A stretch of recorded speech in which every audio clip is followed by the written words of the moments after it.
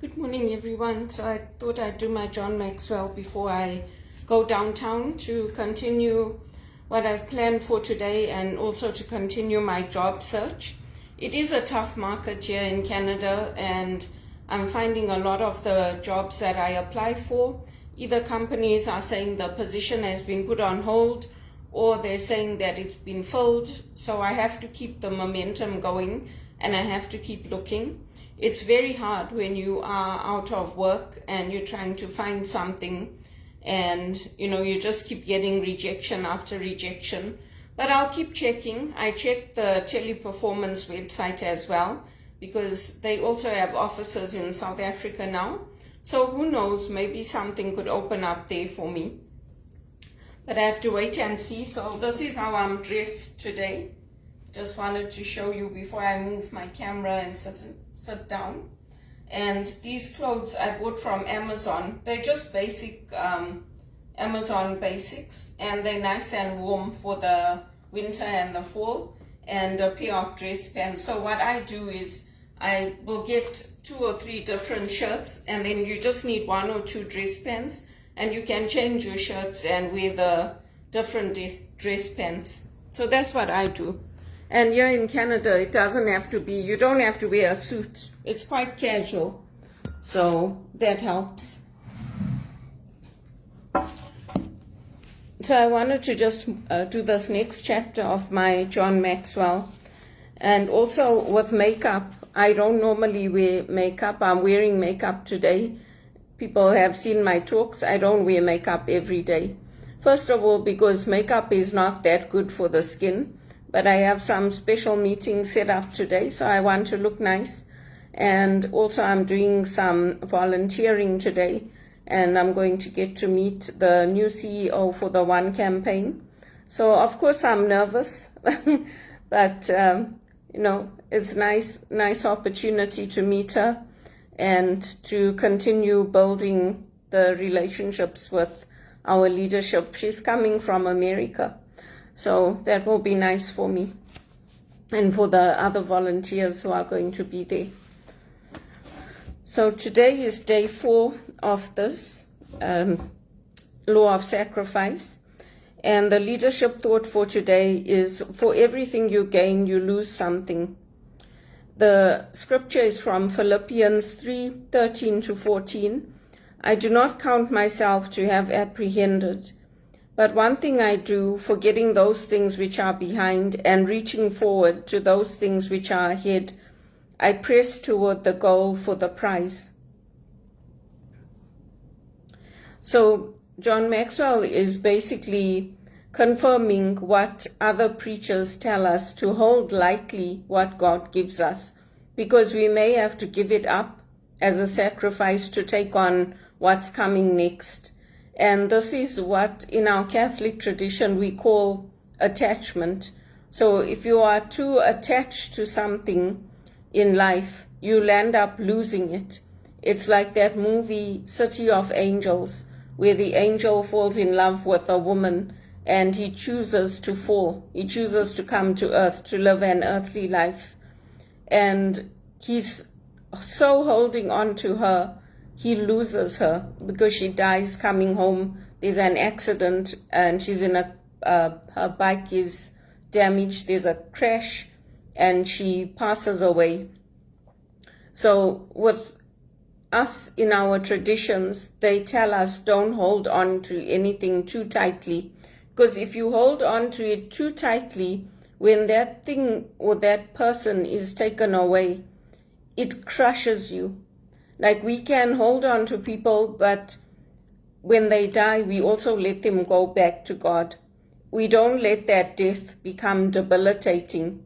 We don't let it become something that is always going to be an open wound for us. It's the same as when we lose a parent, or like when Elvis died.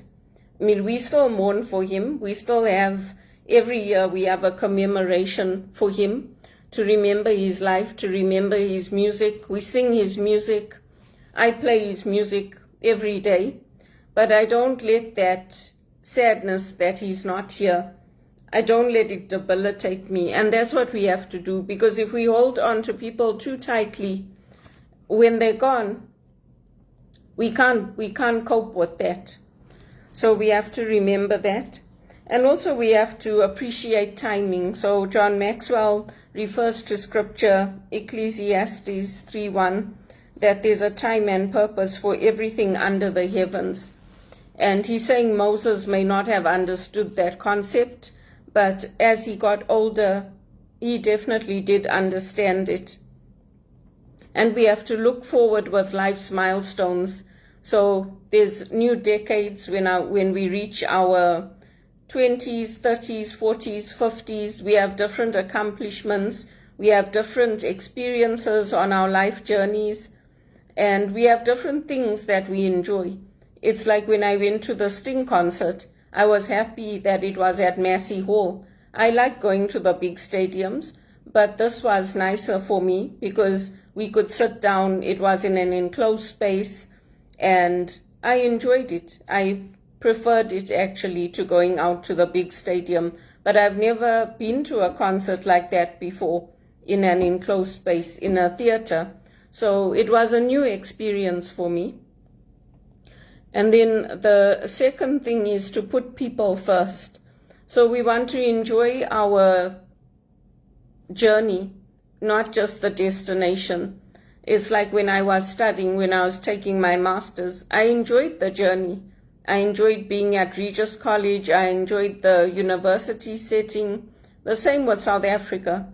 I enjoyed that journey. It wasn't just about graduating and getting that diploma. It was the love of learning, the love of that experience. So too, we can enjoy the journey of where we're going in the process. And then the third point, develop the habit of giving. So when we give things away, it purifies us, because we realize that we don't need those things. We can use what we have. We can be content with what we have. And there's something about giving things away that helps you to detach from being attached to material goods, being attached to memories associated with them, being attached to, things that can upset you emotionally. So it's good to give things away, whether it's our time, our talents, our money. We can give them away, and we can trust that what we're doing, even if people don't see it, God sees it, and God notices it. And then learn to enjoy things without ownership. So it can become an obsession to own things. It's nicer to own things. I completely agree. Nobody likes to rent. At least for me, I don't. Some people do. Some people like renting. But when things are not ours, we also need to take extra care, because it's somebody else's property, it's somebody else's equipment. So we have to be extra careful, and we can still enjoy those things, but we know that this is not ours. And then when we have our own, we can also enjoy that. The fifth point is express gratitude for your blessings.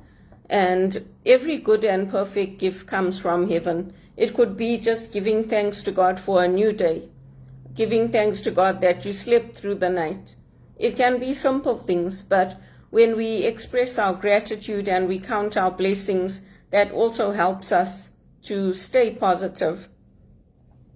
And then the sixth point is to maintain an eternal perspective. So sacrifice is never painless. People might think that because I show excitement about what I'm doing or where I'm going or my volunteer work, that it's all fun. But I also go through emotions of anxiety. I also go through emotions of, when you're going to speak in front of an audience, performance anxiety. So we do sacrifice with whatever we're doing. We do give things up. Whatever time I'm doing volunteering, it's time that I could be doing something else. Or whatever time I'm at work, it's time that I could be doing something else. So we are always sacrificing, and we make our transitions. Moses had spent 80 years in the desert, and he still didn't get to enter the promised land. So sometimes that's a hard journey. It's like when you put in the effort and you don't graduate. Or you put in the effort and you see that, oh, your bank is failing. Your bank, your favorite bank that you bank with, your bank is corrupt. So sometimes you can put in the effort and not get the result that you want to see. But our temporal sacrifices can bring eternal reward, and that's what we have to hold on to. We have to be willing to sacrifice. It's not easy, but it is possible. And the question for today is, which habit do you need to work on the most? So for me, I need to work on the most, trusting that God will bring that right job to me. Yesterday I got up in the middle of the night and I hadn't eaten enough, so I had some cereal and then I went to bed. But it will come. It's just a matter of perseverance. And today I'm wearing my necklace. I wear this necklace sometimes. It's my African necklace. It's from my friend Colleen in South Africa. So I'm wearing that, and I'm wearing my Irish chain. I always wear this chain that I bought for myself. I bought everything for myself. These earrings I bought for myself. I'm not wearing my rings today. But that's what I do. I didn't wait for any man to come sweep me off my feet, buy me flowers, take me out. I did everything on my own, and I'm quite used to being on my own now.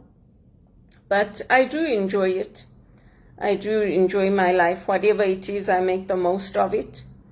And the security guards made me laugh when I went to the Sting concert. They said, "Oh, she's here."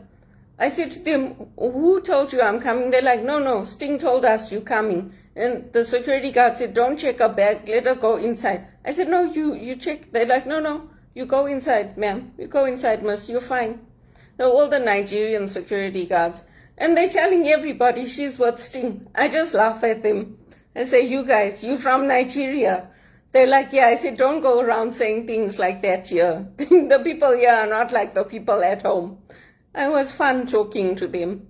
They're saying, "Yeah, it's boring here." I said, "Yeah, it's boring here.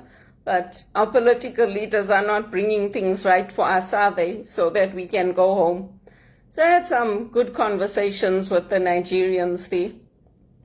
And I told them, yes, I agree, it is boring for us. Because people who have only lived here, they don't know what Africa is like. But we're here, so we have to make the most of it.